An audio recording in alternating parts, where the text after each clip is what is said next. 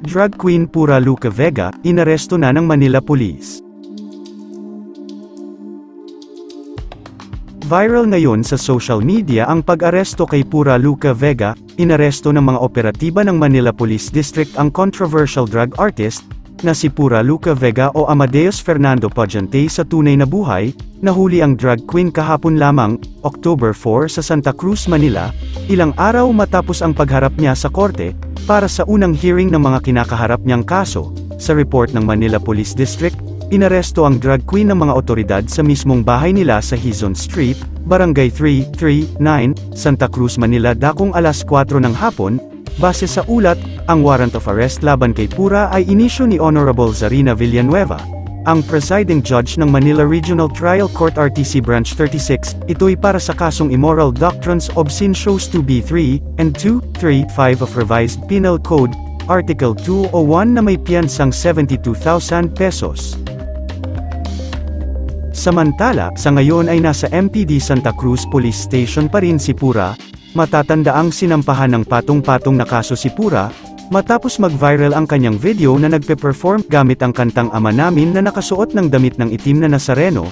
Lantarang kabastusan daw sa simbahan ang ginawa ni Pura, ayon mismo sa ilang religious leaders, kaya dapat siyang maparusahan. Nitong nagdaang August 17, sinampahan kinasuhan ng Hijos del Nazareno o HDN Central si Pura sa Manila City Prosecutor's Office.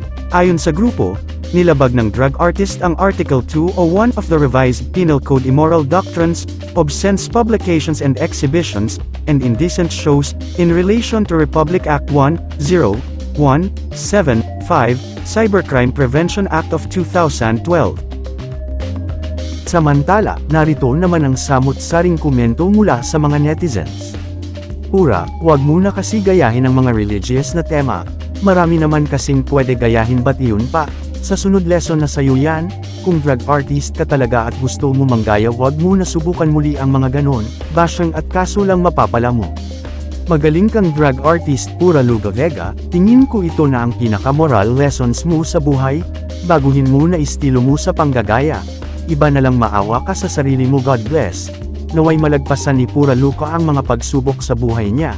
Naway gawin niya itong aral at wag nang gagawa ng ikakasama niya. Naku Pura Luca Vega, parang totoo nga, kampon ka na ni Kwan, sa damit pa lang na suot mo nang mahuli ka ng kapulisan ay alam na this. Pura Luca Vega, matuto na lang kasi tayong magpakumbaba at maghingi ng kapatawaran. Di na sana aabot sa ganito ang lahat, di naman kasi pwede at di lahat pwede nating gawing biro. Use your brain, mindset ba?